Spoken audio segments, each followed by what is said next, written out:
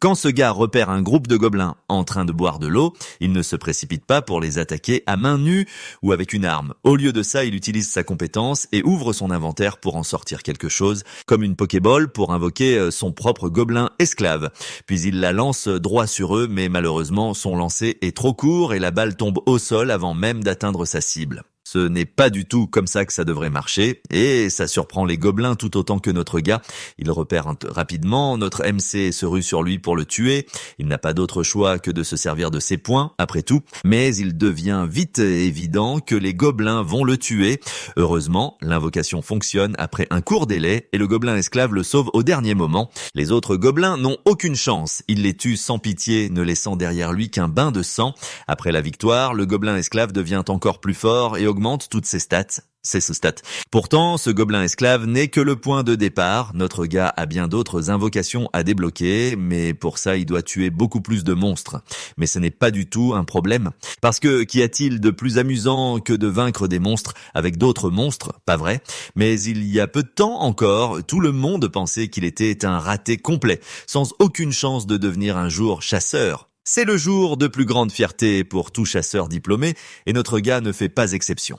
Au stade de l'association des chasseurs, il monte enfin sur scène pour recevoir sa licence de chasseur tant convoitée. Officiellement diplômé en tant que chasseur de rang E, ce jeune homme est plein d'ambition.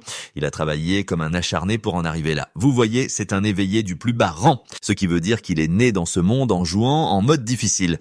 Il a littéralement dû étudier 2 fois plus qu'un éveillé normal juste pour combler le fossé laissé par son rang médiocre. Cependant, le fait de s'être plongé à fond dans les bouquins l'a aidé à accumuler tellement de connaissances sur les donjons et les monstres qu'il se trouve actuellement au sommet de la théorie, laissant même les éveillés les plus doués loin derrière. Alors à cet instant, il ressent une profonde fierté. Enfin, on lui accorde le privilège de devenir un vrai chasseur. Malheureusement, l'employé froid et sévère qui distribue les certificats gâche tout. Cet homme arrogant déchire littéralement son certificat en deux, prétendant qu'être un chasseur de rang E ne vaut rien. Anul a peut-être obtenu le titre, mais il ne peut pas exercer en tant que chasseur officiel avec un statut aussi lamentable. Toutes les connaissances théoriques et tactiques qu'il possède sont totalement inutiles s'il n'a pas d'un rang élevé pour les appuyer. Autrement dit, tous ses efforts jusqu'à présent n'ont été qu'un labeur vain, anéanti par cette réalité. Anul finit par abandonner son rêve de chasser des monstres. Il se réfugie dans les jeux vidéo pour se distraire, mais même après 7 ans, il n'arrive pas à tourner la page. Après tout, sans carrière solide, il mène une vie sans but, ne sachant pas comment gagner sa vie correctement. Alors à l'heure actuelle, sa seule porte de sortie est de jouer aux jeux vidéo à plein temps. Il est devenu obsédé par un jeu appelé Monsters Block Monsters, aussi appelé MBM. Comme son nom l'indique, on y combat des monstres en utilisant d'autres monstres parmi d'innombrables espèces. Les joueurs ont la liberté de recruter des unités et d'exploiter leur potentiel pour repousser des vagues hostiles dans ce jeu de tower defense brutal. Sur le papier, les mécaniques ont l'air simples. Mais elles sont toutes sauf simples. Si vous avez déjà joué à quelque chose comme Bloons TD5, alors vous voyez de quoi je parle. Ce jeu exige des stratégies en béton armé, des stratégies de placement au millimètre et des méthodes optimales pour pousser chaque unité à sa limite absolue. Il permet d'améliorer les monstres, mais la progression est terriblement lente. Même si vous parvenez à farmer comme un malade pour améliorer les unités cruciales à votre stratégie, leurs niveaux sont complètement réinitialisés si elles tombent au combat. La mort permanente est bien réelle ici. Il n'y a absolument aucun moyen de récupérer les stats d'un monstre décédé, et bien que ces mécaniques impitoyables rendent le gameplay passionnant, elles ont aussi attiré une tonne de haine, lui valant la réputation d'être un jeu historiquement nul. Par exemple, le jeu vous permet littéralement d'abattre un magnifique ogre 3 étoiles en utilisant juste un gobelin 1 étoile, si votre stratégie est sans faille. Mais comme on dit, le malheur des uns fait le bonheur des autres. Anul gagne en fait décemment sa vie en streamant ce jeu en direct, car son esprit critique aiguisé lui permet de le finir avec une facilité déconcertante. Par conséquent, il a gagné le titre de vétéran hardcore au sein de sa communauté. Monsters Block. Monsters a été sa seule bouée de sauvetage depuis que sa carrière de chasseur a sombré. Malheureusement, il ne pourra pas continuer sur cette voie bien longtemps, car ce sera son dernier jour sur ce jeu. Après tout, les développeurs du jeu vont le fermer. Les guerriers du clavier sur Internet se moquent de lui et sa communauté fidèle se demande ce qu'il va faire ensuite. Il s'imagine qu'il doit avoir une licence de chasseur valide, pensant que ce n'est pas grave s'il perd son gagne-pain de streamer. La brutale réalité, c'est qu'il n'est pas un chasseur en activité. Une prise de conscience qui fait très mal, pourtant il s'abstient de révéler ce détail crucial publiquement. Balayant ses angoisses, il décide de jouer jusqu'à plus soif. Étant donné que c'est son dernier jour sur le serveur, un événement spécial est en cours dans le jeu, simplement connu sous le nom de la vague. L'objectif est simple, protéger votre château contre des hordes infinies de monstres sortant d'un portail. La vague que ce vétéran s'apprête à défier est la 700e, surnommée territoire inexploré. Jusqu'à présent, personne n'a été assez doué ou chanceux pour atteindre ce palier, ce qui rend Anul à la fois excité et anxieux. Il lance le jeu et un essaim massif de monstres commence à apparaître depuis le portail primordial. Alors que la horde de bêtes écrasantes charge, il déploie son archer niveau 100 pour éclaircir les rangs. Cependant, un seul archer est loin d'être suffisant contre cet essaim. Et il finit par se faire massacrer. C'est une perte dévastatrice. Pourtant, il n'a pas perdu espoir. La prochaine troupe a monté au créneau et sa reine succube niveau 130. Tragiquement, elle aussi sert de repas à un énorme cerbère à 3 têtes. Un par un, il perd toutes ses unités de haut rang, laissant finalement ses défenses complètement à sec. Alors que tout espoir semble perdu, le jeu lui réserve une énorme surprise. Défier la 700e vague pour la première fois a déclenché une condition spéciale permettant à un personnage nommé Souverain d'entrer en scène, de s'éveiller et de monter sur le champ de bataille. Le Souverain est un majestueux chevalier à l'épée aux cheveux bleus, au genre inconnu. Anul est abasourdi par cette tournure inattendue des événements. D'habitude, les souverains sont essentiellement des PNG. Ils ne sont pas censés bouger. Alors que la horde de monstres se précipite, cette beauté divine se tient juste au-dessus de la porte du château, complètement imperturbable. Dégainant son épée, le souverain la balance avec une grâce mortelle, laissant une traînée de lumière divine qui tranche les monstres comme s'il jouait à une version hardcore de Fruit Ninja. Même Anul, qui a joué à ce jeu des milliards de fois, est absolument fasciné par la puissance pure du personnage. Une autre vague de monstres fonce sur eux. Le souverain bondit dans les airs et déchaîne un autre éclair de lumière arcanique, dévastant les rangs ennemis. Il continue de marteler les bêtes jusqu'à ce qu'il ne reste finalement que d'énormes piles de cadavres. À la grande surprise de notre gars, cela marque l'achèvement officiel de la 700e vague. Durant toute sa carrière de streamer, il a cru que les souverains n'avaient d'autre but que de faire joli en arrière-plan. Mais là, c'est complètement fou. Ce souverain était un véritable code de triche. Soudain, il réalise qu'il n'y a plus de spectateurs pour célébrer cet exploit sans précédent. Son stream avait planté, ne laissant qu'un seul spectateur dans le chat. Ce spectateur mystérieux commence à exprimer sa profonde gratitude pour les efforts que Anul a déployés pour conquérir le monde. Le commentateur se réjouit en déclarant que grâce à Anul, ils pourront enfin vivre en harmonie puisqu'il a aidé à réveiller leur seigneur. Anul n'a aucune foutue idée de ce que cette personne est en train de raconter. Les choses deviennent encore plus bizarres lorsqu'un portail arcanique s'ouvre soudainement dans sa chambre. La fenêtre holographique du système se matérialise, révélant qu'il a éveillé une nouvelle compétence. La mention d'une nouvelle compétence déclenche le souvenir de ses anciens professeurs. Il disait que même si les chasseurs de rang E sont généralement incapables de survivre dans les donjons, quelques chanceux éveillent parfois des compétences supplémentaires plus tard dans leur vie. C'est incroyablement rare, c'est pourquoi ce phénomène est connu sous le nom de rééveil. Réalisant qu'on lui a accordé une seconde chance, Anul décide de saisir cette opportunité. Il est absolument survolté à l'idée de faire à nouveau ses grands débuts en tant que chasseur. Cependant, malgré son rééveil, sa fenêtre de statut principale ne montre aucun signe de changement. Un détail qui le laisse très curieux. Son espoir renaît lorsqu'une notification secondaire apparaît, lui donnant accès aux détails de sa nouvelle compétence. Le résumé lui présente deux options. Il peut passer un pacte avec le souverain ou converser avec le souverain, n'ayant aucune idée de ce que l'une ou l'autre implique réellement. Il en choisit une à l'aveugle, il sélectionne pacte avec le souverain, mais juste avant que la compétence ne s'active, une alerte rouge clignotante l'avertit qu'il lui manque l'or requis pour remplir la condition. Anul se sent profondément exaspéré. Juste au moment où il pensait avoir fait un pas vers son rêve, il est renvoyé 2 pas en arrière. La douce lueur de ses écrans fait naître une autre idée. Il décide d'interroger le spectateur qui racontait tout ce charabia énigmatique plus tôt. Dès qu'il relance son stream, le spectateur réapparaît immédiatement en ligne. Pour simplifier les choses, appelons ce type mystérieux spectateur 1. Après avoir verrouillé le stream pour s'assurer que la discussion reste strictement en tête-à-tête, Anul commence à lui poser des questions intimidantes. Il a désespérément besoin de réponses, puisque cet utilisateur est apparu au moment exact de son rééveil. Anul est certain qu'il détient les réponses sans tourner autour du pot. Il demande directement au spectateur s'il sait quelque chose sur son rééveil. À son grand étonnement, le spectateur le confirme. Hanul a toujours su que l'éveil était un phénomène totalement hors du contrôle humain. Se pourrait-il que l'entité de l'autre côté de l'écran soit responsable de l'avoir aidé à se rééveiller? Il enchaîne en demandant pourquoi cet événement soudain s'est produit. Après tout, pourquoi un être inconnu se donnerait-il la peine d'intervenir juste pour accorder une seconde chance à un gamer sur le déclin? L'entité mystérieuse répond simplement que le souverain l'a choisi. Et c'est tout ce qu'il y a à savoir. Quant à la raison pour laquelle le Seigneur lui accorde cette immense faveur, c'est uniquement parce que Hanul a été le catalyseur qui a éveillé leur Seigneur en premier lieu. L'entité le rassure en lui disant que l'épais nuage de confusion qui embrume actuellement ses pensées se dispersera naturellement avec le temps. Quant aux compétences nouvellement acquises, Hanul devrait simplement les considérer comme un gage de la profonde gratitude de leur Seigneur. Hanul laisse tomber l'interrogatoire, se concentrant désormais uniquement sur la manière d'utiliser réellement ces nouveaux dons. La compétence intitulée « Conversation avec le souverain » a un temps de rechargement, ce qui signifie qu'il doit attendre avant de l'activer. Il l'accepte, mais il exige de savoir pourquoi l'autre compétence est actuellement verrouillée derrière un péage. L'entité mystérieuse réalise soudain son oubli et corrige immédiatement l'erreur en déposant directement 50 pièces d'or dans le portefeuille système de Hanul.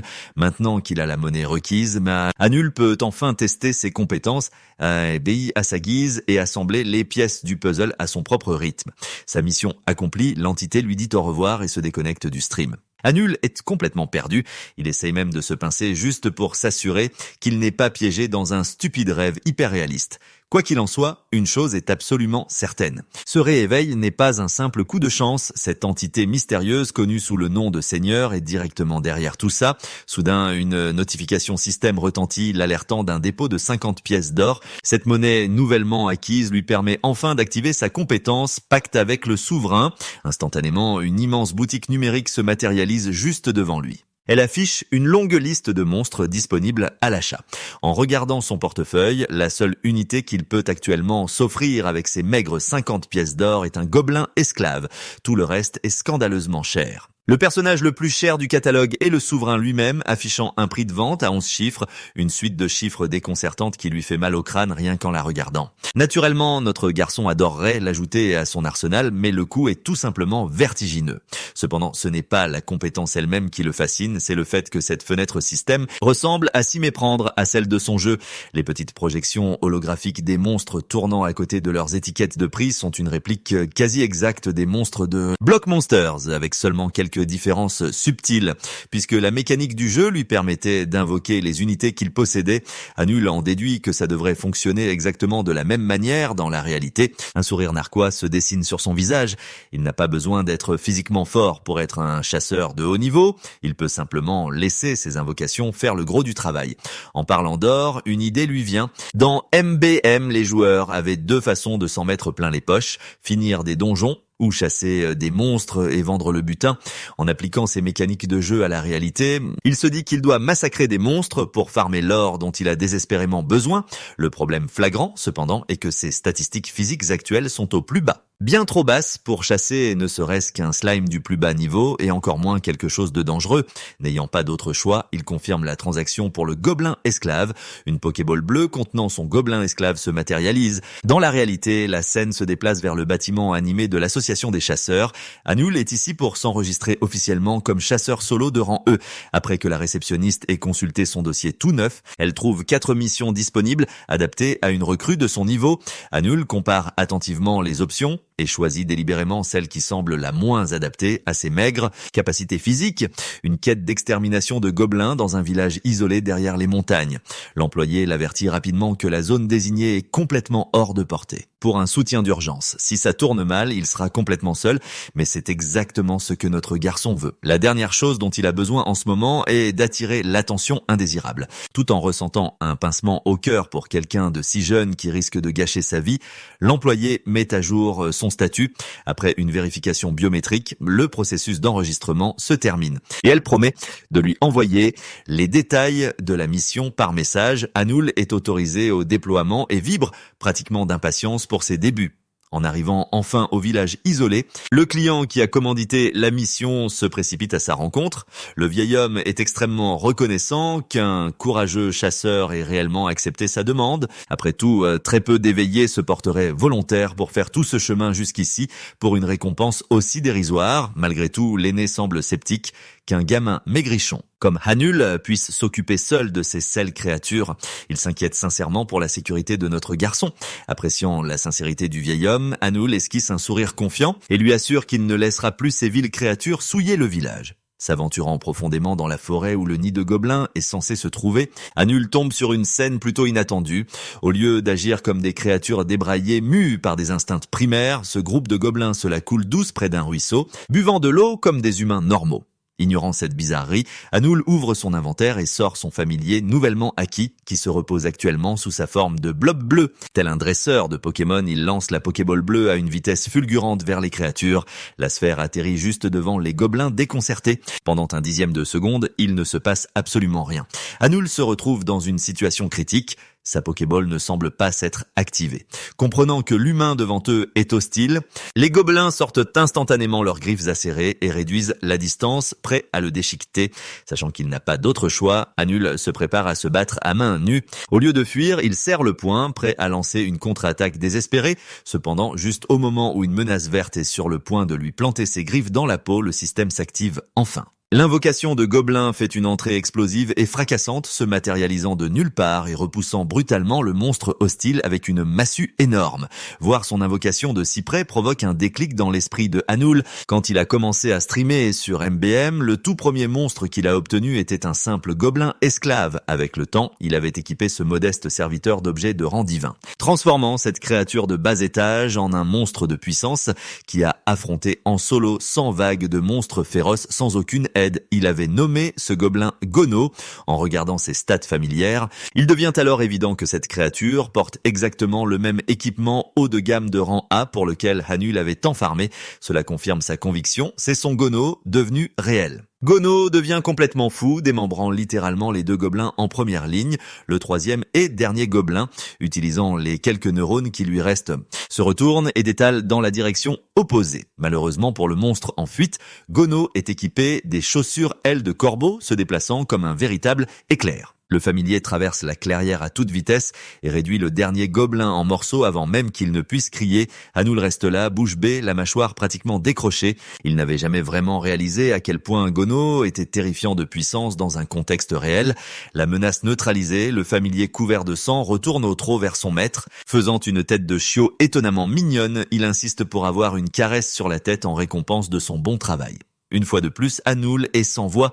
Il ne s'attendait pas à faire l'expérience. De ce côté adorable de la personnalité d'un monstre, le système retentit, l'informant que le niveau d'affection de Gono est actuellement de 20 sur 100. Il précise qu'atteindre l'affection maximale débloquera une toute nouvelle compétence.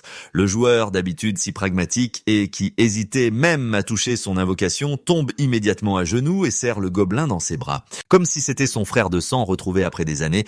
Pour en revenir au sujet principal, Hanul remarque un problème de taille. Les cadavres n'ont laissé tomber aucun butin. Comment est-il censé farmer de l'or?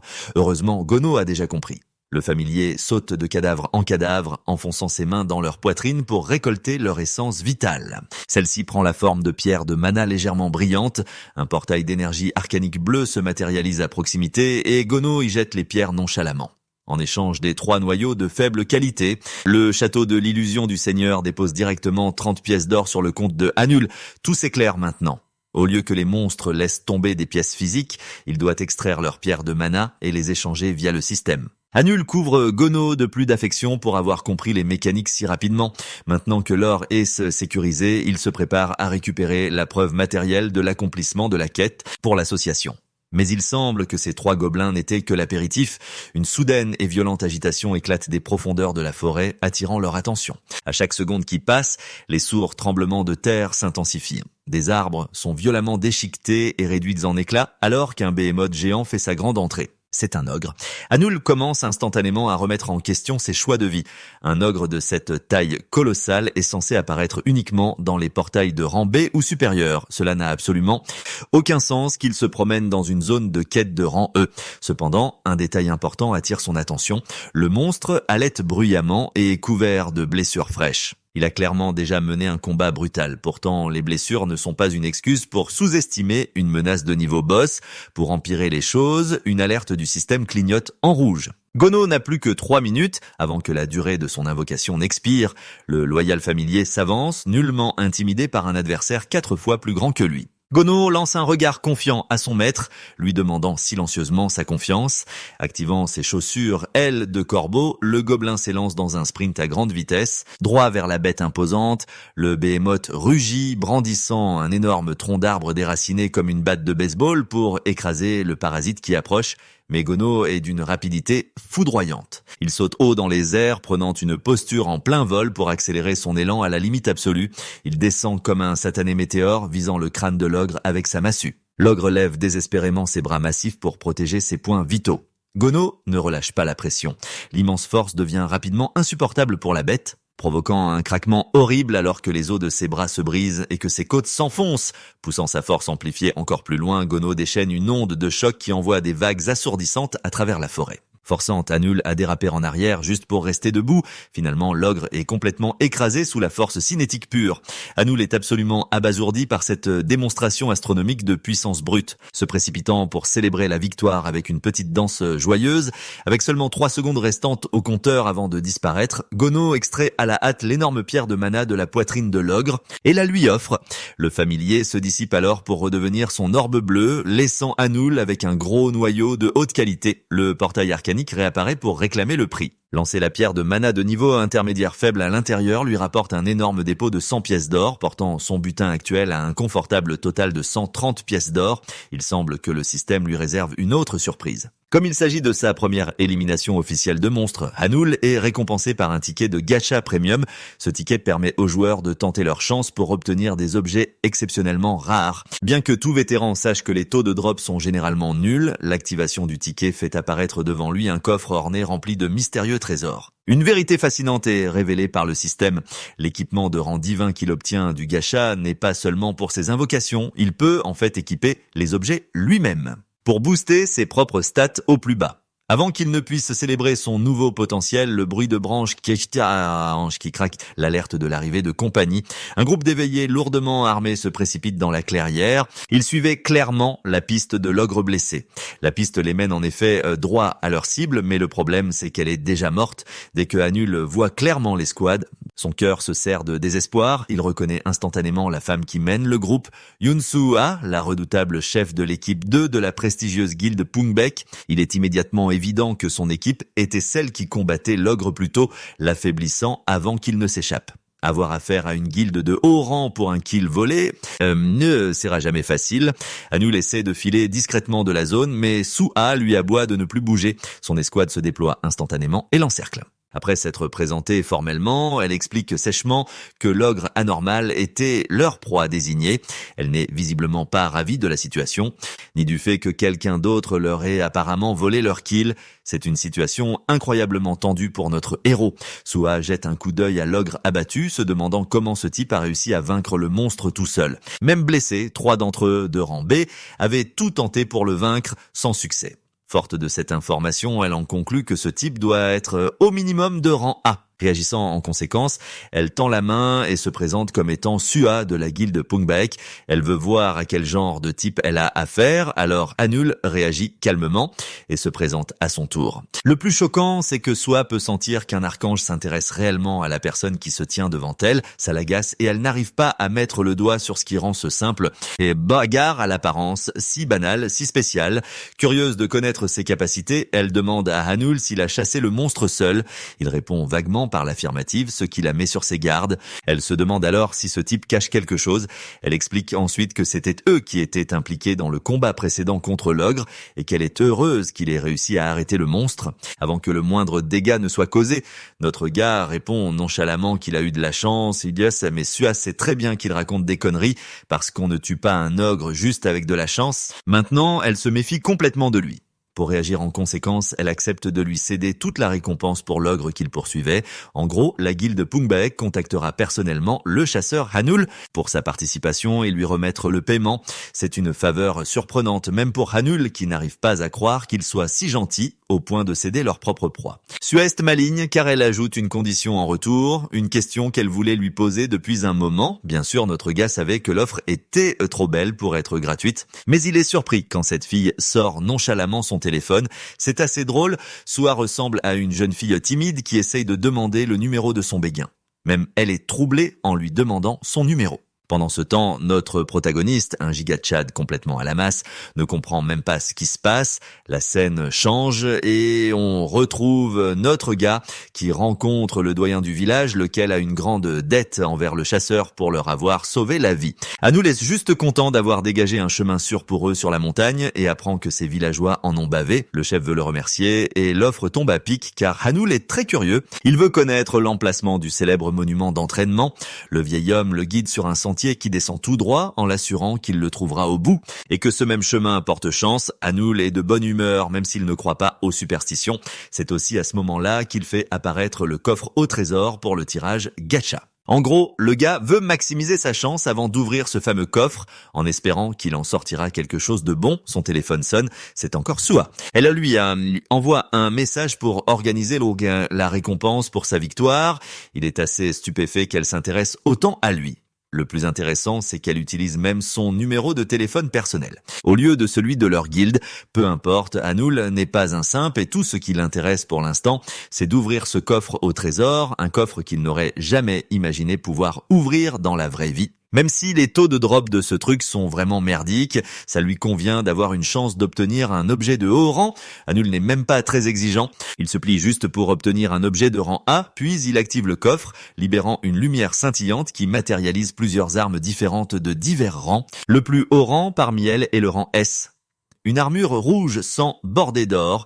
Une fois la présentation terminée, la lumière brille d'un or intense avant de virer au rouge. Notre gars pose les yeux sur l'artefact suprême émerveillé, tandis que la scène se coupe de manière ambiguë sur sa récompense.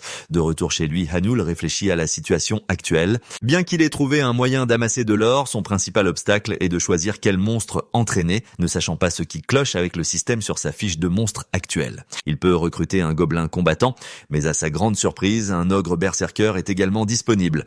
Un gobelin guerrier typique coûte 70 pièces d'or, donc ce n'est pas le problème, mais ce qui est déroutant, c'est l'ogre berserker, qui coûte la somme colossale de 420 pièces d'or, et même si c'est hors de sa portée, il est quand même disponible au recrutement. Soudain, notre gaz a un déclic. Le système ne l'autorise à recruter que des monstres qu'il a personnellement tué. Et si cette théorie se vérifie, alors on comprend pourquoi seules les classes de gobelins et d'ogres sont débloquées malgré la différence de coût. Cela signifie que Hanul doit personnellement chasser ces monstres, et bien que cela semble être une condition difficile avec son précédent tirage gacha, les choses semblent plus plausibles d'ailleurs. Le gars n'a pas eu cette armure et a obtenu à la place des lunettes de grade unique qui améliorent ses statistiques et lui confèrent une compétence. Il est vraiment surpris qu'un objet de grade unique lui soit revenu. L'artefact est de première qualité et unique en son genre. D'ailleurs, dans le jeu, un objet de grade unique est meilleur que 3 objets de rang A ou plus combinés, ce qui est en fait un tirage incroyable. Il décide de porter les lunettes pour tester leur utilité. Hanul les essaie pour la première fois et débloque les dossiers Epstein, les secrets de l'univers. Toutes ces statistiques sont augmentées de 5 et une compétence supplémentaire appelée œil du sage est maintenant accessible. Cette compétence lui permet d'obtenir des détails sur les stats et les compétences de sa cible. Utilisable 2 fois par jour, en gros c'est comme une compétence d'évaluation ou de scan. Hanul est impressionné par l'augmentation de ses stats et adore cet effet unique qu'il trouve démentiel, vérifiant même les détails de la compétence. Il se demande s'il devrait l'utiliser sur un ennemi pour tester les informations. Mis à part ça, ce genre d'objet est exactement ce dont il a besoin en ce moment, s'il peut inspecter les stats exactes des monstres. La chasse deviendra un jeu d'enfant. En les enlevant, Hanul exprime aussi ses doutes à leur sujet, se demandant pourquoi le système le favorise tout à coup. La question de savoir pourquoi il a été choisi le submerge. Quand soudain, le système affiche un avertissement juste sous son nez concernant la vague imminente. On lui conseille de préparer ses défenses alors que le système s'emballe complètement, le bombardant de notifications après notifications. Alors qu'il regarde, sous le choc, Hanul observe l'écran de jeu et, à sa grande horreur, il apprend qu'une 701e vague, nouvellement ajoutée, va commencer dans 10 minutes. Le gars ne sait même pas comment préparer ses défenses pour cette fichue vague. Tout ce qu'il peut imaginer, ce sont les armées infernales de monstres qui vont déferler sur lui dès que la vague commencera. C'est comme un voyou de niveau 1 face au boss final. Le gars flippe sa race et veut refuser, craignant le résultat. Le système souligne que son échec face à l'invasion de monstres entraînera la destruction du château des illusions, ce qui signifie que tous les pouvoirs à sa disposition s'effondreront. Et voici le meilleur. Hanul voit le futur, des villes en feu, la destruction totale du monde. L'échec, c'est la mort. La vague est sur le point de commencer et le gars se demande comment il va bien pouvoir arrêter ces fichus monstres. Le portail bleu tourbillonne, ressemblant trait pour trait à celui du jeu, mais Hanul est confus et ne comprend pas pourquoi il est forcé de participer. Et puis il y a le fait que sa simple participation entraîne une catastrophe, une pénalité où le monde entier est anéanti. C'est un inconvénient complètement dingue, mais le système a décidé que c'était son tour et lancera la vague dans 10 minutes. Sachant qu'il ne peut pas trop réfléchir à la situation actuelle, dès qu'il doit simplement agir, notre gars se fixe pour objectif d'arrêter les monstres. Le jeu a toujours été un simple jeu de défense et avec pour but d'empêcher les monstres d'attaquer le château. Considérez ça comme un jeu de tower defense, mais à cause des niveaux de difficulté atroces de ce jeu, façon Hollow Knight, la stratégie est l'élément principal pour arrêter les monstres. Il faut aussi les invoquer au bon rythme, utiliser plusieurs structures défensives du château unifié, ainsi qu'un tas d'objets. C'est en combinant tous ces facteurs que la meilleure stratégie et les meilleures tactiques pour chaque situation sont élaborées. C'est comme ça que le jeu fonctionne. Pour notre gars, chaque commande fonctionne actuellement comme sur un écran tactile. La première chose qu'il fait, c'est de vérifier son inventaire de monstres. Pour le déploiement, apparemment, notre pote a 5 monstres déployables, 4 d'entre eux sont des gobelins et le dernier est un ogre. C'est une révélation intéressante parce qu'apparemment, Hanul peut utiliser ces créatures sans avoir à les recruter dans ce mode. Il se demande s'il peut aussi accéder à la force du souverain, mais malheureusement, ce n'est ni accessible ni possible. Ensuite, il essaie d'accumuler des troupes supplémentaires en dépensant son or, mais le système l'en empêche aussi, interdisant tout changement après la notification de la vague. Notre pote est en train de se faire défoncer et commence à se demander si ce foutu système ne le sabote pas en secret. La première vague de cette heure est composée du comte Gular ainsi que de son unité d'élite, les enfants du dragon. Ce type est classé 6 étoiles complètes, avec une armée supplémentaire de 61 dragons. Un monstre 6 étoiles, ça ne sent pas bon pour un combat. Les rangs en étoiles sont censés indiquer les prouesses au combat. Et le rang confirme aussi le potentiel de chaque monstre. Il est évident que si la différence d'étoiles est trop grande, un monstre se fera écraser par l'autre. Le plus inquiétant, c'est qu'on lui demande de se coltiner un putain de monstre 6 étoiles avec sa minuscule escouade de 1 étoile. Quoi qu'il fasse, le résultat est évident. Notre pote va se faire anéantir par un seul dragon. Hanul n'a même pas d'or ou d'autres monstres pour l'aider dans sa stratégie. Soudain, le système lui offre un avantage unique, lui permettant d'avoir une structure défensive et un objet qui sera distribué à toutes ses forces.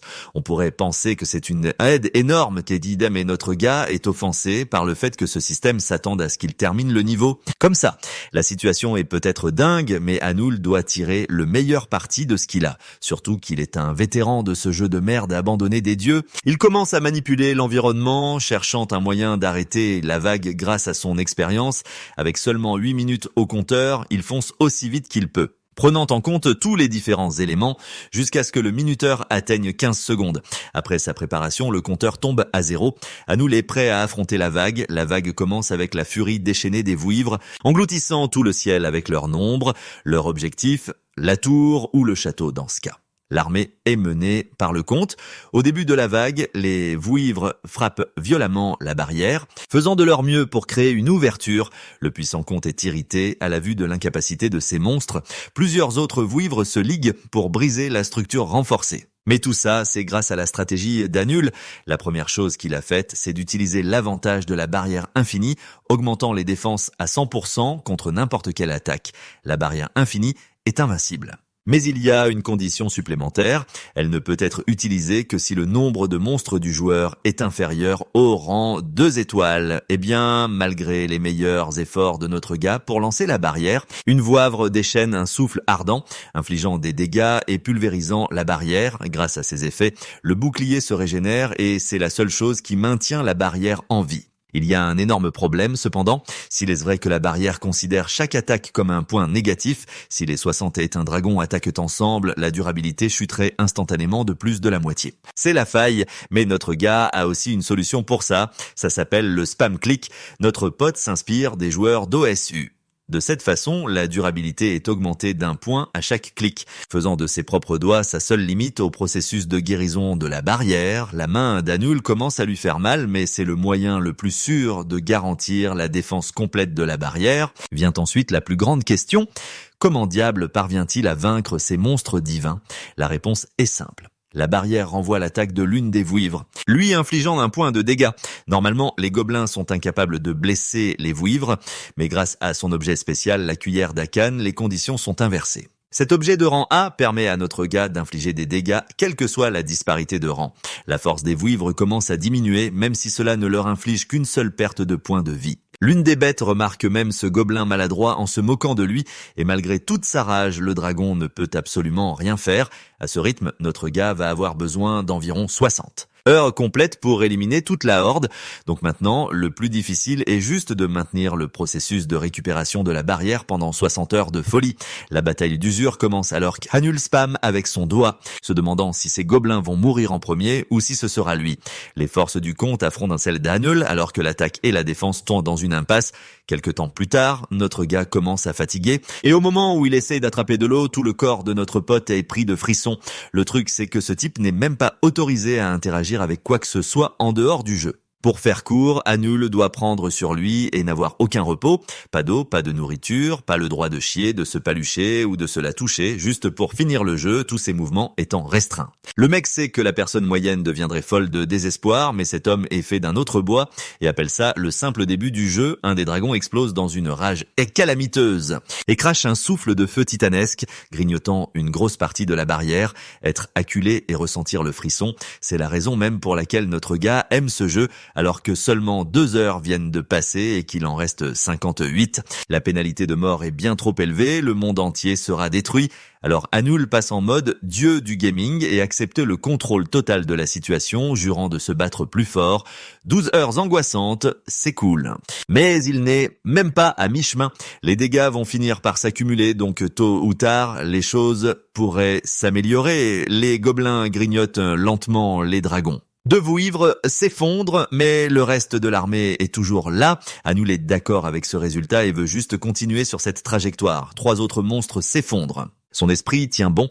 Un jour est passé et il n'en a éliminé que 10, puis 12. Et quand quelques autres Vouivres ont essayé de percer la barrière, 2 demi-drakes sont morts dans la manœuvre. Le comte savait que ses effectifs s'effondraient. D'autres Vouivres commencèrent à tomber, ainsi que les demi-drakes. Et après une course de putain de folie, il ne restait plus que 2 monstres. À ce stade, Anul ne pouvait même plus toucher l'écran et était incapable de réinitialiser la durabilité de la barrière. Un des gobelins lance une attaque, mais la Vouivre passe à travers avant de lancer une double frappe. Droit sur le bouclier. Cette attaque change la donne. La barrière infinie est officiellement détruite, réveillant l'âme d'Anul. Les quelques secondes où il a décidé de se reposer, la barrière a été pulvérisée et si le château subit ne serait-ce qu'un seul coup dans son état actuel, il tombera. Cependant, Gano décide de faire le sacrifice et fonce droit sur le dragon pour l'affronter. Je pense toujours que c'est la représentation la plus cool de tous les gobelins. On dirait que notre pote pourrait avoir tout un manoir sur lui. Quoi qu'il en soit, les deux sont sur le point de s'affronter, gobelin contre dragon. Gonos a ce regard qui en impose et met littéralement tout ce qu'il a pour fracasser le crâne du monstre. Sa masse est si puissante qu'elle étourdit même notre gars, battant le dragon et renversant même le comte. Avec ça, la vague est officiellement terminée. À la grande surprise d'Anul, il crie pour célébrer. Mais avant même de pouvoir respirer une seconde de plus, Anul s'effondre instantanément. La prochaine fois qu'il se réveille, le soleil brille de 1000 feux. Notre pote n'a même pas su quand il s'est effondré. Il regarde l'écran du système, notant la fin de la vague, ce qui lui octroie 20 os de Vouivre, 10 écailles de Drake et 5 cœurs de Drake. C'est le butin de la mission. Mais il ne sait vraiment pas du tout à quoi il va les utiliser. Le système vient alors lui expliquer qu'il reste 3 conditions avant qu'il ne puisse avoir une conversation avec le souverain. La première condition est d'accumuler un temps de jeu de 50 heures et la deuxième de défendre avec succès. Anoul ne connaît même pas le but de cette conversation. Sans même parler de pourquoi diable elle est bloquée par 3 conditions, le gars est juste content d'en avoir validé 2 et de pouvoir bientôt accéder à cette fonctionnalité. Vient ensuite la récompense finale qu'il obtiendra pour avoir terminé la vague. L'écran émet une lumière vive, aveuglant la pièce et stupéfiant Anoul. À ce moment-là, on a un plan sur son téléphone. Apparemment, le gars a été appelé 7 fois en tout par son admiratrice, Sua. Pendant ce temps, à la guilde de Pangbaek, le frère de Sua refuse de comprendre la situation.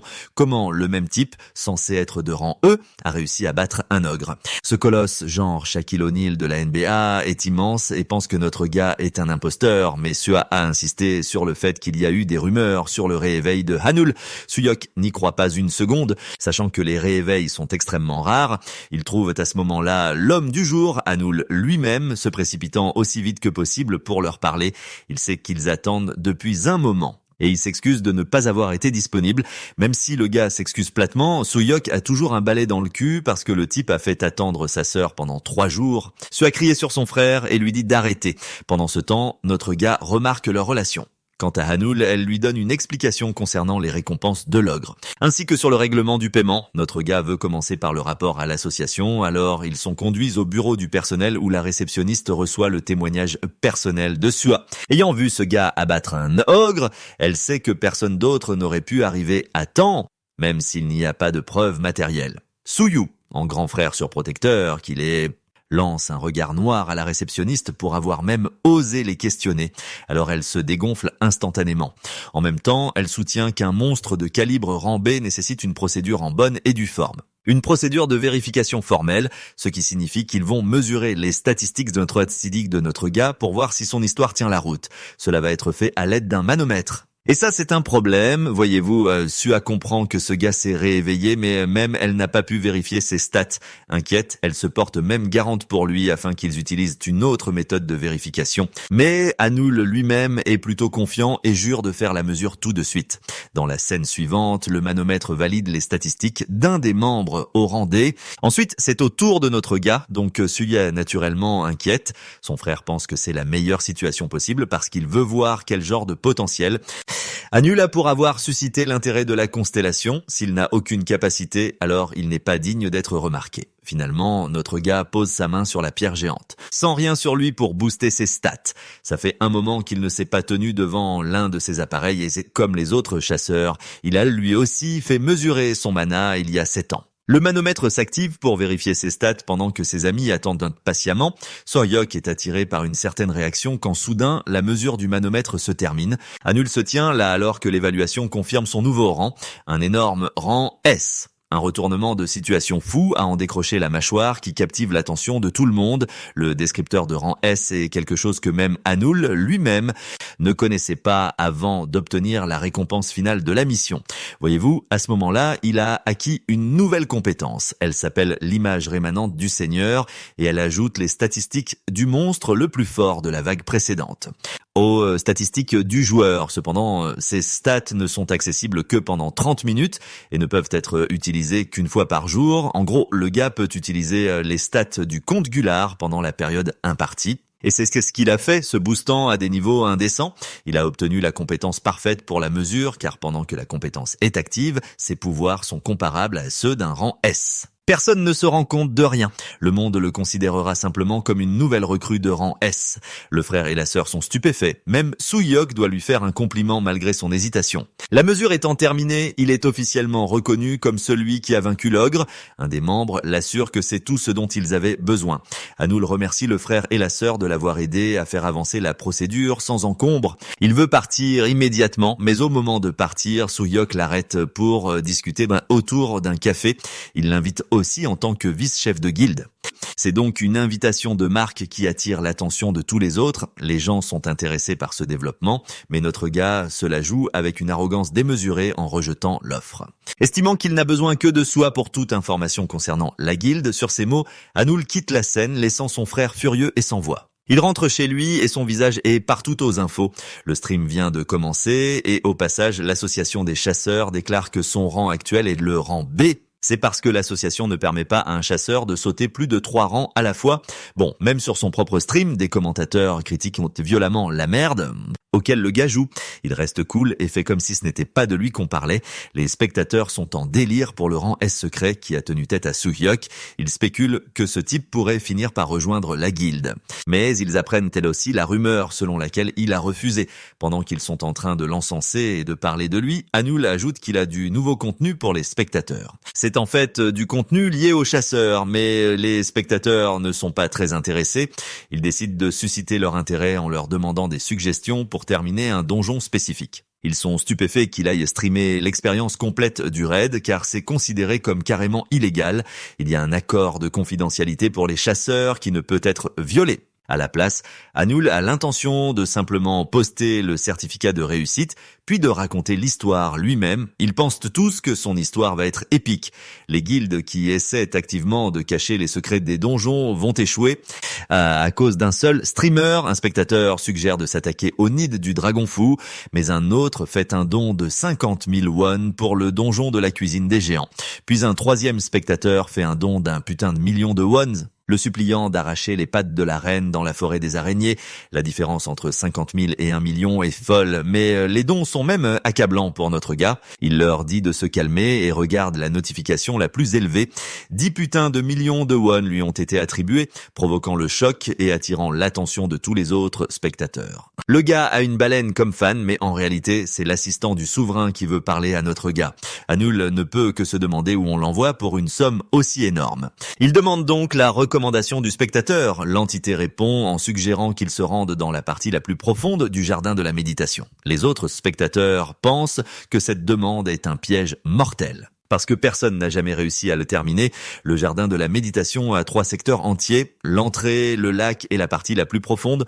L'entrée est relativement considérée comme sûre en tant que terrain de chasse. Le vrai problème, c'est le lac au centre, qui présente de nouveaux niveaux de danger.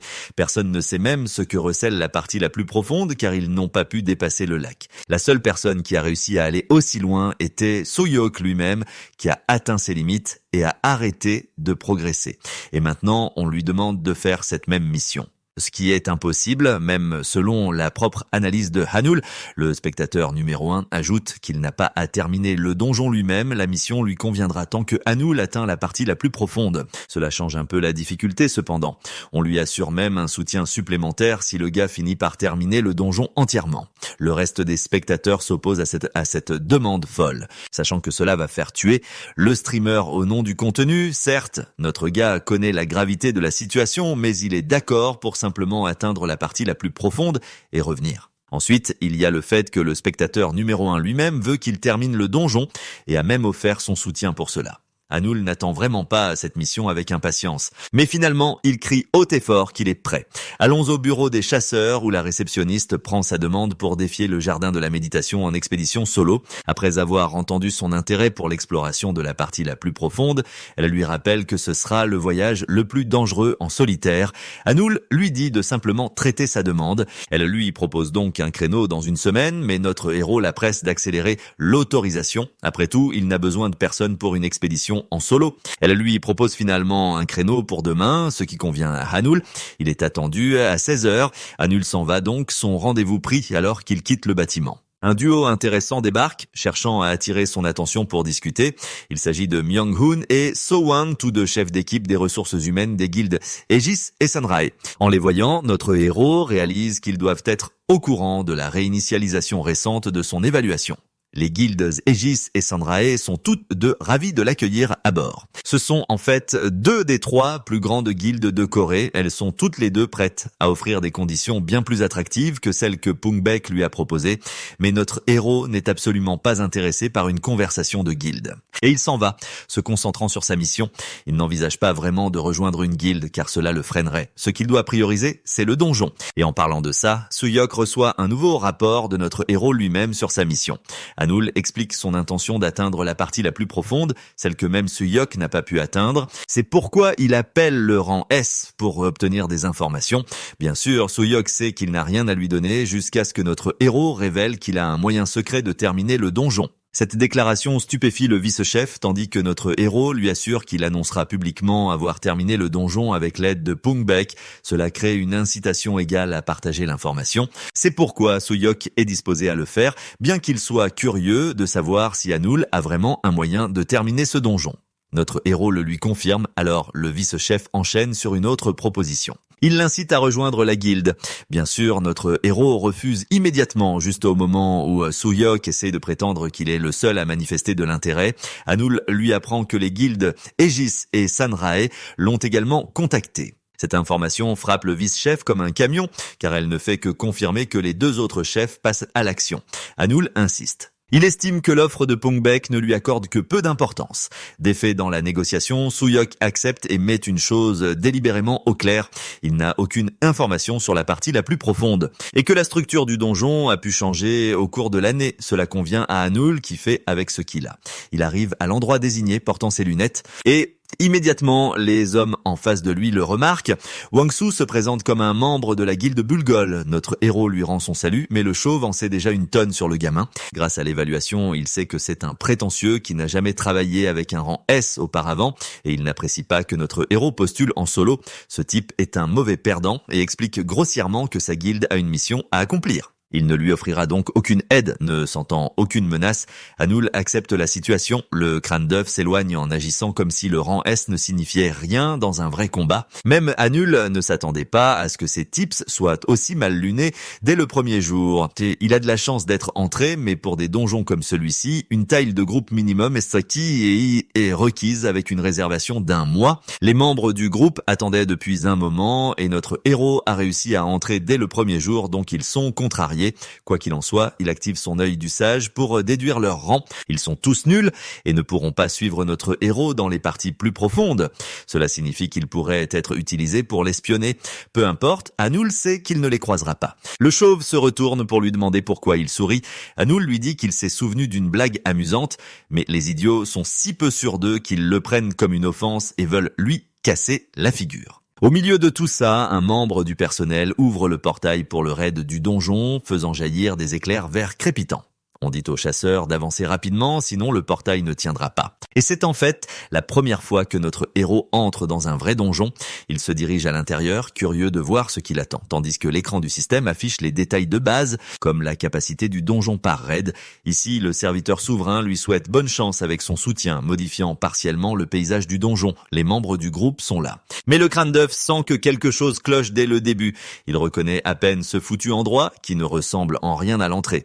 Le type a des flashback traumatisant. Pendant que ses copains se demandent pourquoi il y a un lac ici, l'entrée n'est pas censée être comme ça. Certains d'entre eux savent même à quoi elle devrait ressembler. C'est une première pour Hanul, qui comprend que l'entrée est censée être facile à passer d'après les informations que Suyok a décrites. Cette version ne ressemble en rien à l'entrée. Puis notre héros réalise quelque chose, l'écran du système les annonce officiellement avec un nouveau briefing souhaitant la bienvenue aux chasseurs au bord du lac. Les chasseurs s'arrachent les cheveux en quête d'une explication. Tandis que le système annonce le massacre des Pygmalions. Leur mission est de protéger les Pygmalions des griffes de leurs tueurs jusqu'à la nuit. Réussir cette mission leur permettra de traverser le lac et leur donnera accès à la partie la plus profonde. Mais s'ils échouent, tous les challengers mourront. C'est un inconvénient majeur. Les rangs C perdent la tête et ne sont pas prêts pour cette mission. Au point que les hommes de Kwangsu veulent qu'ils se retirent, mais au moment où ils essaient d'accéder à leur fenêtre de statut pour abandonner la mission, ces types réalisent qu'ils ne peuvent absolument pas quitter. Le crâne d'œuf essaie de s'échapper depuis un moment maintenant, mais il est coincé lui aussi. Le nombre actuel de Pygmalions, c'est de 130 et 2 ont déjà été massacrés. Faisant chuter le nombre à 128, Kwangsu panique et demande une explication au chasseur de rang S local, lui demandant des indices sur la façon dont il pourrait les aider. Notre héros explique calmement qu'il ne sait rien de ce qui se passe. Il a des informations concernant le lac. Ces mots ravivent la confiance de Kwangsu, alors qu'il supplie notre héros de partager les informations avec eux aussi. Ils sont heureux de l'aider de toutes les manières possibles. Hanul rit de l'ironie, car ce sont les mêmes types qui le rabaissait tout à l'heure. Il pose une condition pour coopérer avec eux.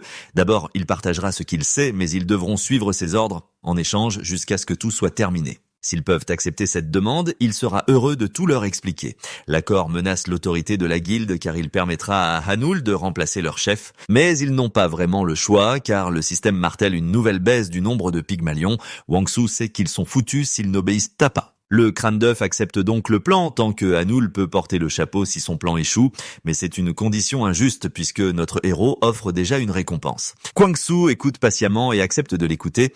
Hanul explique les détails du terrain auquel ils ont affaire. Il dresse la carte exacte de la structure du secteur du lac. L'immense lac situé en plein centre déverse des cours d'eau dans toute la forêt en une toile d'araignée. Même le crâne d'œuf est stupéfait par la richesse de ses sources d'informations. Mais Hanul reste simple et explique qu'il a une compétence de reconnaissance. Kwang Su est choqué et se sent heureux car il ne pourrait jamais se perdre avec ce type à leur côté. Même la disposition des lieux correspond aux informations que Suyok a partagées.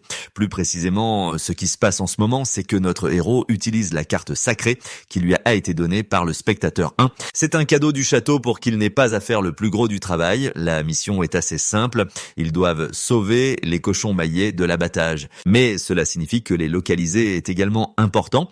Ils résident tous dans les zones humides. Il y a donc 8 zones de nidification au total à cibler. À partir de là, ils n'ont plus qu'à foncer rapidement. Avant que le tueur ait la chance d'éradiquer une zone, Hanul a l'intention de les rassembler en un seul endroit pour faciliter la défense. C'est à peu près le début du plan et il veut qu'ils agissent immédiatement car leur nombre ne cesse de diminuer. Même sans rien faire, ils perdent des effectifs. Et à cause de cette urgence, le groupe de Kwang Su fonce pour localiser les zones, bien qu'il soit curieux de savoir ce que le chasseur de rang S compte faire, ce à quoi Hanul explique qu'il s'occupera des cochons maillés en solo. Le chef de guilde le laisse à ses occupations, offrant à notre garçon l'intimité qu'il désirait. Son objectif est de repérer la zone en utilisant la carte du lac. Apparemment, il y a une mission cachée dans cette zone avec une récompense spéciale et notre garçon veut principalement accomplir cette mission. La chasse est sur le point de commencer, mais d'abord, il doit découvrir 2 choses pendant son repérage. La mission cachée elle-même et ensuite l'identité des tueurs qui s'en prennent aux cochons maillés. Apparemment, il y a plusieurs sortes de monstres ici, il doit donc savoir qui ils sont. En espionnant un groupe, Hanul observe une bande d'hommes lézards qui ont l'air hyper costauds. Il est en fait stupéfait et réalise que ces types doivent être les massacreurs. Responsable du meurtre des cochons maillés, son plan vient de se compliquer sérieusement, car même si les hommes lézards ne sont que de rang D, une énorme meute d'entre eux est une vraie plaie à gérer. Sachant qu'il ne devrait pas engager le combat, Hanul essaye de partir quand soudain 2 idiots débarquent en disant du mal de lui. Le pire, c'est qu'ils se dirigent tous les 2 dans sa direction, mettant en danger la sécurité de notre garçon au passage. La grande gueule se la raconte jusqu'à ce que la tête de cet homme soit littéralement arrachée de ses épaules. Un des monstres s'est jeté sur l'humain et l'a massacré. Sa tête gicle du sang. En voyant les hommes lézards impitoyables surgir de nulle part, l'autre type s'énerve et essaie d'attaquer le monstre. Imprudemment, ses poings remplis de rage attaquent la créature. À chaque coup, la fureur du mec ne connaît aucune limite alors qu'il porte l'attaque finale, mais voici la partie choquante. Rien de tout ça n'a fait le moindre dégât, c'est parce que les hommes lézards ont collectivement accès à un bonus d'équipe d'SM, ce même petit monstre de Randé qu'ils avaient subi une évolution en 2 étapes et passent en classe B quand ils sont ensemble. À cause de ce bœuf de malade, la créature lui arrache le bras du corps, laissant le type hurler pour sa vie. Puis le monstre prend son arme et s'apprête à porter le coup de grâce quand soudain, le roi de Laura lui-même. Gano arrive et le bloque. Ce crack de tous les gobelins a été invoqué pour équilibrer les chances. Le type de rang C de la guilde Bulgol n'en croit pas ses yeux d'avoir été sauvé par un misérable gobelin esclave. Hanul apparaît par derrière et rappelle au grand gaillard qu'il leur a demandé de rester à leurs emplacements désignés dans le donjon. Le grand gaillard explique qu'il s'est simplement perdu en chemin et a fini par atterrir dans cette section par erreur. Hanul lui dit de battre en retraite et de soigner ses blessures pendant qu'il s'occupe lui-même de l'homme lézard. Il ordonne ensuite à Gano de nettoyer rapidement les monstres environnants. Il manque déjà de temps et doit encore localiser une quête spéciale cachée quelque part dans le donjon. Gano agit immédiatement et active le battement d'aile du corbeau. Il fonce sur les hommes lézards, si vite vite qu'ils peuvent à peine suivre son mouvement. L'esclave gobelin nommé abat les monstres les uns après les autres, avant même que les hommes lézards ne réalisent ce qui se passe. Pendant ce temps, Hanul observe calmement le combat, l'appréciant comme un spectateur. Même si les lézards sont bien plus nombreux que Gano, il sait qu'ils n'ont aucune chance contre lui. À ce moment-là, un des hommes lézards semble utiliser tous ses neurones d'un coup. Il réalise qu'attaquer Hanul directement pourrait être leur seule option et lui saute soudainement dessus. Visant à le tuer d'un seul coup, Hanul active instantanément l'image rémanente du Seigneur et utilise les stats qu'il a obtenues du comte Gullard lors de la vague précédente, obtenant une force de rang S pendant une demi-heure. Il repousse facilement le monstre comme si de rien n'était. À ce moment-là, Gano a déjà fini de nettoyer les lézards décérébrés restants. Hanul félicite son serviteur gobelin et le tapote. Même s'il trouve toute l'interaction un peu louche, comme prévu, le gobelin rougit tandis que l'affinité augmente de 10 points supplémentaires. Il vend ensuite les pierres de mana qu'il a collectées et gagne de l'or facilement. Comme c'est la première fois qu'il vend une pierre d'homme lézard, le château de l'illusion du Seigneur lui accorde une récompense bonus. Heureusement, une fois de plus, il touche le jackpot et reçoit un autre ticket de tirage gacha, qu'il décide d'utiliser seulement une fois la mission entièrement terminée. Gano tapote alors son poignet, essayant de rappeler à Hanul que son temps imparti est sur le point de s'écouler. Alors que Hanul commence à se demander s'il existe un moyen de gérer le compte à rebours, l'esclave gobelin commence soudainement à ressembler à ces gobelins avides. Obsédé par l'or, à ce moment précis, le système affiche une notification l'informant qu'il peut simplement payer 5 pièces d'or pour chaque 10 minutes supplémentaires s'il veut que son monstre invoqué reste plus longtemps. Le streamer trouve cette manœuvre du système extrêmement mesquine, remarquant comment il essaie constamment de le saigner à blanc dès qu'il en a l'occasion. Mais il sait aussi qu'il n'a pas vraiment d'autre option. Avant qu'il ne puisse réfléchir davantage, il entend un étrange grondement. Et soudain, un immense troupeau de cochons maillés fonce droit sur lui. La sueur coule lentement sur son visage tandis qu'il se demande comment il est censé contrôler un si grand groupe de... ce qui devrait être des cibles faciles. Une fois de plus, Gano intervient pour sauver la situation en communiquant directement avec les cochons maillés. Le gobelin capte leur attention et fait l'éloge passionné de son maître, leur disant à quel point Hanul veut sincèrement les protéger et les sauver. Les cochons maillés fondent instantanément en larmes après avoir entendu le discours émouvant et se précipitent vers Hanul, essayant désespérément de montrer leur gratitude. Et c'est ainsi que Hanul se retrouve capable de guider les monstres comme un berger menant son troupeau. Après avoir résolu cette situation inattendue, il continue de repérer la zone aux côtés de son gobelin. Et il continue d'éliminer toutes les espèces d'hommes lézards qui osent les approcher. Cependant, lorsqu'il tente plus tard de vendre à nouveau les pierres de mana, le système affiche soudainement un avertissement rouge, l'informant que les fonds du château ont été complètement épuisés et qu'il ne pourra plus vendre ou collecter de pierres jusqu'à ce que des fonds supplémentaires soient restaurés. Il semble que Hanul ait déjà atteint la limite d'unité pour chaque espèce d'homme lézard qu'il peut commander. Il ne s'attendait pas à ce que le château soit réellement à court d'or. Maintenant qu'il sait qu'il y a une limite stricte au nombre de monstres qu'il peut contrôler, il décide d'arrêter de chasser les types d'hommes lézards, car ce serait une perte de temps. Il compte ensuite les cochons maillés qu'il a personnellement sauvés, arrivant à environ 60, et le système l'informe qu'un total de 70 ont été sauvés. À partir de ce nombre, il devient évident que toute la guilde Bogle n'a réussi à en sécuriser que 10 par elle-même. Tout à coup, quelque chose change chez les cochons maillés et ils commencent à agir bizarrement. Les soi-disant cibles faciles se mettent soudainement à courir à l'unisson, entraînant chaque joueur à l'intérieur du donjon vers le centre du lac. Le système du donjon répond par une annonce expliquant que les massacreurs ont cessé de chasser les cochons maillés et que la nuit est officiellement tombée. Ils sont félicités pour avoir protégé avec succès les cibles faciles des tueurs, puisque le nombre total de cochons maillés sauvés a atteint 70. Un objectif caché est également atteint par la même occasion. Les membres de la guilde Bulgo sont maintenant complètement à bout, hurlant pour qu'on les sorte de ce cauchemar. Cependant, alors que tout le monde pense que c'est enfin terminé, une nouvelle notification apparaît et les informe qu'une épreuve de purification est sur le point de commencer. Une vague massive d'eau pétillante déferle soudainement sur tout le monde. Et juste au moment où ils se croient fichus, les pourcelets maillés qu'ils ont sauvés prennent un air grave et bondissent pour les protéger. Hanul et Gano restent là immobiles. Visiblement surpris par la tournure soudaine des événements, le système les informe que les Pygmalions qu'ils ont protégés de leurs prédateurs leur rendent maintenant l'appareil. En guise de gratitude, Hanul a du mal à croire que ces cibles faciles possèdent un tel potentiel caché. À ce moment-là, tout s'éclaire enfin. Pourquoi on leur a confié la tâche de les protéger dès le départ? Il se demande à voix basse si en sauver davantage augmenterait leur propre sécurité. Pour tester sa théorie, Hanul jette un rapide coup d'œil aux autres. Il remarque que la plupart d'entre eux ont à peine réussi à sauver 1 ou 2 pourcelets maillés chacun. Le chef de Bulgol, Kwang, tient à peine le coup, ainsi que le pourcelet maillé à ses côtés. Il semble sur le point de rendre son dernier souffle. Le reste des membres de Bulgol paraît être dans un état similaire, ce qui inquiète sincèrement Hanul quant à leur sort. Il essaie rapidement de trouver un moyen de tous les sauver et, juste à ce moment-là, le système envoie une autre notification.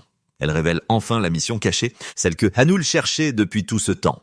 Pour la terminer, il doit localiser et neutraliser la véritable source de cette épreuve.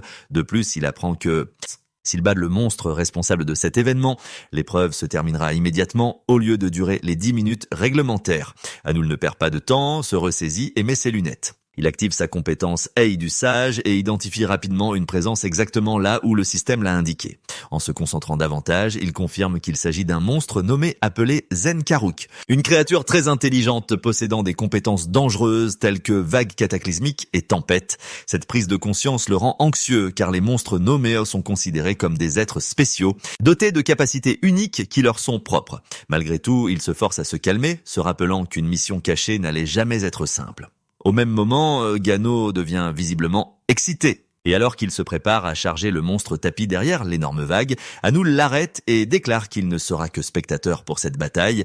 Il explique que sans résistance à l'eau, Gano courait un grave danger dans le lac car le champ de bataille représenterait une menace sérieuse pour lui. Gano ouvre alors sa boutique d'invocation de monstres avec l'intention de recruter une nouvelle créature pour gérer la situation. Depuis la liste d'échanges du seigneur, il sélectionne un ogre berserker, principalement parce qu'il possède une résistance naturelle à l'eau. Cependant, une nouvelle inquiétude surgit immédiatement dans son esprit, car contrairement à Gano, l'ogre n'a aucun objet équipé, ce qui signifie qu'il perdrait très probablement contre un monstre nommé du calibre de Zenkaruk. Comprenant qu'il lui faut quelque chose pour booster les stats de l'ogre, Gabdi Hanul sort son ticket de gacha premium, malgré son taux de réussite notoirement bas, et décide de l'utiliser. Il espère que le tirage lui donnera un objet capable d'aider l'ogre à avoir une véritable chance contre Zenkaruk. Le ticket s'active et une lumière dorée jaillit, forçant Hanul à écarquiller les yeux. Une fois de plus, il sent une vague d'excitation monter en réalisant qu'il s'agit d'un objet de rance. Pourtant, cette excitation se transforme rapidement en confusion, car l'objet ne semble pas être particulièrement utile au combat. Pendant ce temps, le courant ne cesse de se renforcer. Cela ne lui laisse pas d'autre choix que d'invoquer l'ogre et de l'équiper avec l'objet qu'il vient de recevoir. Au moment où il place l'objet sur l'ogre, la créature s'effondre soudainement au sol. Au même moment, Hanul entend le cri désespéré de l'un des membres de Bulgol sur le point de se noyer. Alors il se précipite pour l'aider sans hésitation. La déception se lit sur son visage tandis qu'il serre les dents. Il comprend qu'il va peut-être devoir tout gérer seul maintenant. De plus, il ne reste que 12 minutes à son image rémanente de seigneur, après quoi il redeviendra un moins que rien de rang E. Malgré cela, il choisit de donner la priorité au sauvetage des autres, bien que l'effort commence à se faire sentir. Il peine malgré ses stats temporairement supérieures, et sa prise commence à se relâcher. Alors qu'il est sur le point de lâcher l'arbre auquel il s'agrippe, le courant violent commence soudainement à faiblir. Quand il regarde devant lui, il voit l'ogre se tenant fermement dans l'eau. Pourtant, ce qui ressemble à un chapeau de sorcier, l'ogre parle d'un ton héroïque et demande à son maître s'il a été blessé. Il salue formellement Hanul et se présente comme son humble serviteur. Se comportant d'une manière qui ne ressemble en rien à ce que l'on attendrait d'un ogre, Hanul est perplexe. De son point de vue, tout ce qu'il a fait, c'est placer un objet de rance, le chapeau de l'archimage Gandalf, sur la tête de l'ogre. L'artefact était censé amplifier les attributs liés à l'intelligence, transformant théoriquement même un idiot en génie. Cependant, il ne lui était jamais venu à l'esprit qu'élever l'intellect d'un ogre à un tel degré pouvait produire des conséquences aussi extraordinaires. Encore sous le choc de la confusion, Hanul interroge son serviteur, lui demandant comment il peut bien articuler des mots si clairement et tenir une conversation correcte. En réponse, l'ogre bombe le torse avec confiance et explique, avec une fierté évidente, que le chapeau offert par son maître a altéré son être, le transformant en une version entièrement nouvelle de lui-même. Suite à cette déclaration, l'ogre s'incline profondément et respectueusement devant Hanul et demande humblement à son maître de lui donner un ordre. Hanul répond qu'avant de donner le moindre ordre, il y a quelque chose qu'il souhaite éclaircir. L'ogre accepte aussitôt. Sans la moindre hésitation, Hanul lui demande alors s'il est maintenant capable de manier la magie. L'ogre répond fièrement par l'affirmative, expliquant qu'il vient tout juste d'en imprégner son gourdin. Cette explication remplit Hanul d'enthousiasme car la situation semble enfin tourner en sa faveur. Profitant de cet élan, il ordonne à l'ogre d'avancer droit à travers la tempête violente, tandis que lui-même le suit de près. Sans tarder, l'ogre coiffé de son chapeau commence avec force à se frayer un chemin à travers le déferlement écrasant. Hanoul donne même un nom à l'ogre, Odolphe, et lui dit qu'il compte sur lui. À l'instant où il entend son nouveau nom, les joues d'Odolphe rougissent enfin et des larmes se mettent à couler de ses yeux.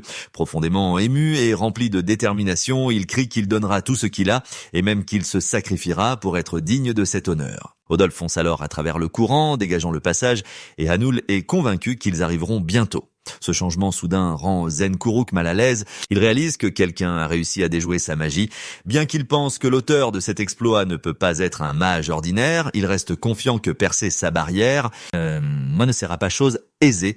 Pendant ce temps, Odolphe atteint la barrière et est immédiatement arrêté. Il informe Hanoul du blocage et ce dernier lui dit de frapper le même endroit encore et encore. Espérant qu'une force répétée sur une zone finirait par la briser, l'ogre commence à expliquer par la logique et les mathématiques pourquoi cette barrière de formule multicouche est indestructible. Mais Hanoul l'interrompt et lui dit d'arrêter de trop réfléchir et de simplement la fracasser avec sa force brute au lieu de ne compter que sur la magie. Même si cela n'a aucun sens pour lui, le serviteur obéit humblement et commence à frapper la barrière sans relâche, donnant de grands coups comme pour un match de baseball. Zenkuro devient de plus en plus anxieux en remarquant que la barrière s'affaiblit. Mais il reste calme, convaincu qu'un simple ogre ne pourra jamais surmonter sa vague cataclysmique. Il pense qu'il est impossible pour quiconque de maîtriser simultanément la force et la magie. Et alors qu'il continue de vanter la solidité de sa barrière, celle-ci se brise de façon inattendue. Cela surprend complètement l'homme lézard, Zenkourouk, qui se dit que seul un ogre, et qui serait aussi un mage, pourrait réussir un tel exploit, ce qui devrait être quasi impossible. En regardant l'ogre qui porte un chapeau de mage, il n'arrive pas à croire que son sceau magique ait été brisé. Il commence à se demander si l'ogre n'est pas en réalité un chaman ogre, quand Hanoul demande à l'homme lézard s'il est bien Zenkourouk. Ce dernier ne répond pas, préférant se concentrer entièrement sur l'attaque des ennemis en face de lui. Il suppose que le chaman ogre a dû utiliser beaucoup de mana et que cela lui donnera l'avantage sur un adversaire affaibli, alors que l'homme lézard est sur le point de lancer une attaque surpuissante. Capable de tuer n'importe qui sur le coup, Hanoul dit à Odolphe de tenter un sort à longue portée pour l'interrompre. Hanoul s'attend à une boule de feu ou quelque chose du genre, suivi d'une charge sur l'ennemi, mais l'ogre se contente de lancer le tronc d'arbre sur Zenkourouk. L'homme lézard ne remarque pas qu'un véritable tronc d'arbre lui fonce dessus et proclame avec arrogance qu'il a déjà gagné. Il insiste sur le fait qu'aucune magie ne peut briser sa barrière et qu'il avait anticipé cette attaque. Cependant, lorsque le tronc le percute enfin, toute la confiance de l'homme lézard vole en éclats. Tel du verre fragile, il s'effondre, vaincu sur le champ. Hanoul se tourne vers son serviteur colossal et fait remarquer que le sort qu'il a utilisé ressemblait juste à un lancer de tronc d'arbre. Odolphe s'excuse aussitôt, expliquant qu'il n'a pas encore appris de vrais sorts. La scène se déplace ensuite au quartier général de la guilde Pungbek, où le chef subit des pressions pour recruter le nouvellement éveillé. Le chasseur de rang S annule rapidement, avant que leurs rivaux n'aient l'occasion de le leur voler. Malgré leur insistance, ils ne voient aucune raison de courir après un simple chasseur de rang S, puisqu'il en a déjà tant à revendre. De retour dans le donjon, Zenkourouk est vaincu. Odolphe ramasse soigneusement la pierre de mana et la porte à Hanoul. Hanoul félicite le colosse pour son dur labeur, mais Odolphe insiste humblement que cela n'a été possible que grâce au conseil et au soutien de son maître. Après qu'ils ont fini d'échanger des remerciements et de se disputer le mérite, Hanoul vend la pierre d'âme spéciale au château.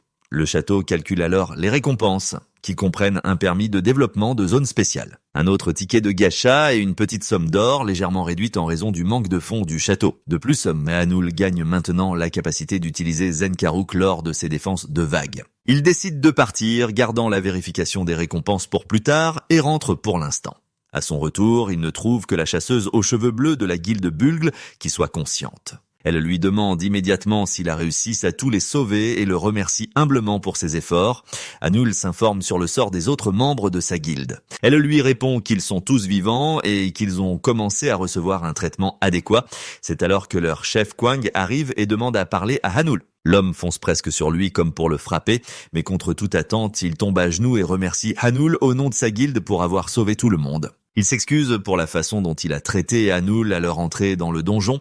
Hanoul n'en revient pas car il ne se serait jamais attendu à ce que cette brute épaisse soit capable de s'excuser. Il tend la main à Kwang pour l'aider à se relever et lui dit de se remettre sur pied pour s'occuper des membres de sa guilde qui ont encore besoin de lui.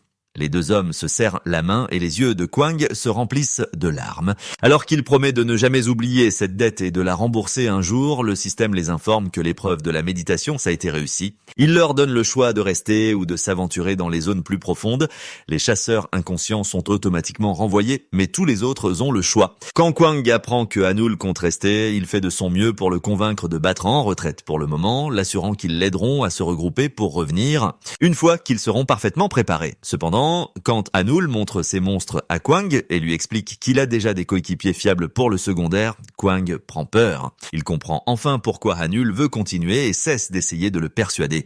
Tous expriment leur gratitude à Hanul avant de partir. Pendant que notre héros reste pour aller de l'avant et terminer le donjon, un exploit que personne n'avait jamais réussi. En plus, il a également accompli la mission cachée. Le système du donjon informe Hanul qu'il recevra une récompense spéciale en plus des récompenses habituelles.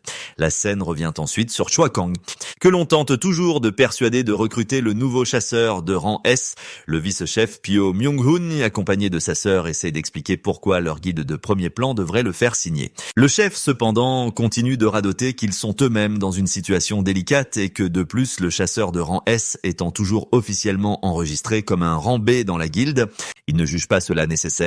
C'est alors qu'il reçoit une notification.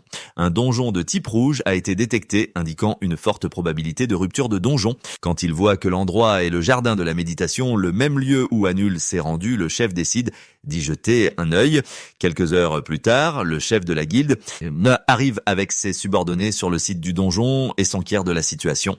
Les forces présentes sur les lieux expliquent que le donjon est passé en mode rouge. Ils ajoutent donc qu'ils ont déjà évacué les civils des alentours et qu'ils auront besoin de l'aide de la guilde Pungbek pour gérer toute urgence qui pourrait survenir. Myung-hoon crie, demandant ce qu'il est advenu des chasseurs à l'intérieur. L'homme en costume noir lui répond que 6 chasseurs ont réussi à sortir, mais qu'un autre est entré dans la partie la plus profonde du donjon. À ce moment précis, le chef de la guilde Aegis, Madong, et le chef de la guilde Sanarai arrivent également. Ils sont tous très intéressés, car c'est la première fois qu'un unique chasseur réussit à atteindre la partie la plus profonde de ce donjon.